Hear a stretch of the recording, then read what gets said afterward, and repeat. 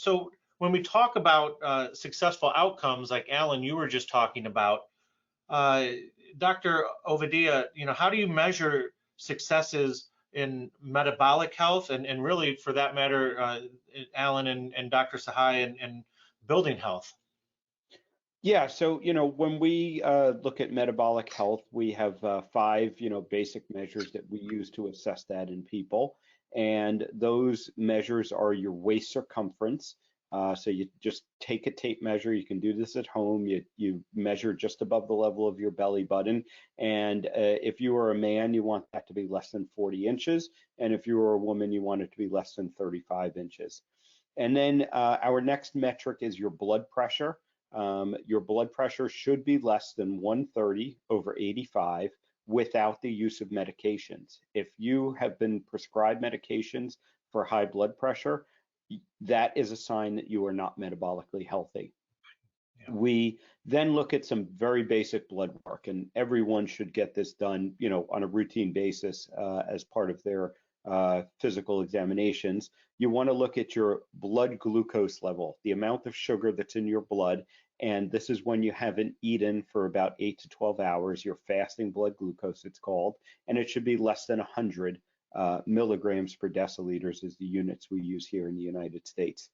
And finally, we look at the cholesterol panel, but it's important to note that the main number that everyone talks about on the cholesterol panel, the LDL cholesterol, the so-called bad cholesterol, is not a metric of metabolic health.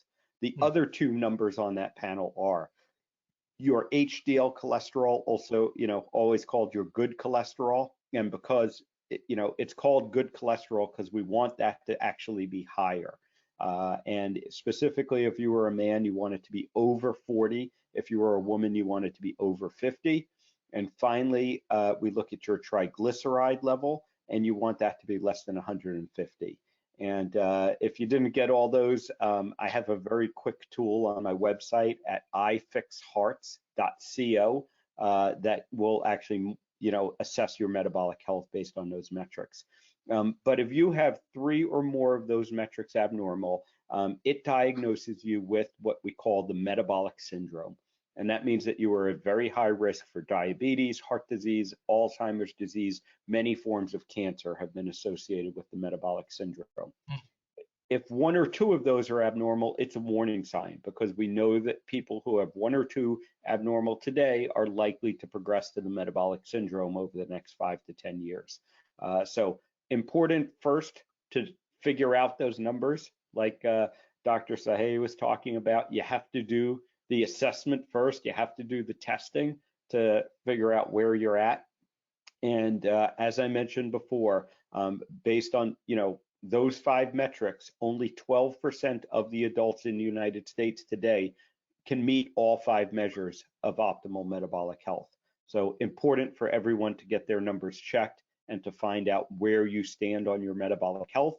And if it's not where you want it to be, have that conversation with your physician about what you should be doing to improve it.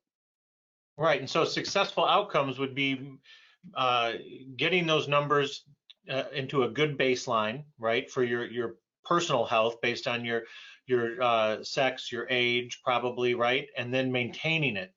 And I'm sure that there's recommendations on how to one, lower those numbers so that you're within a good baseline, and then maintaining them. And that's probably how you would measure the success over the long term. Is that right?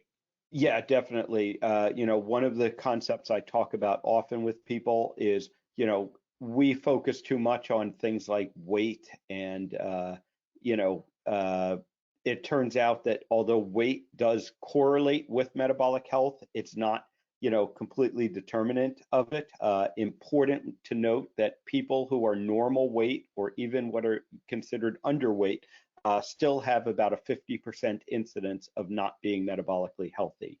So you can't just assume because you're a normal weight that you're metabolically healthy. You need to check the metrics, and I use those metrics, as the outcome measures as well. As we see those numbers improve, we see people's overall health improve, and we know in the long term that keeping those numbers in check where they should be will help to prevent things like diabetes, heart disease, cancer and Alzheimer's disease.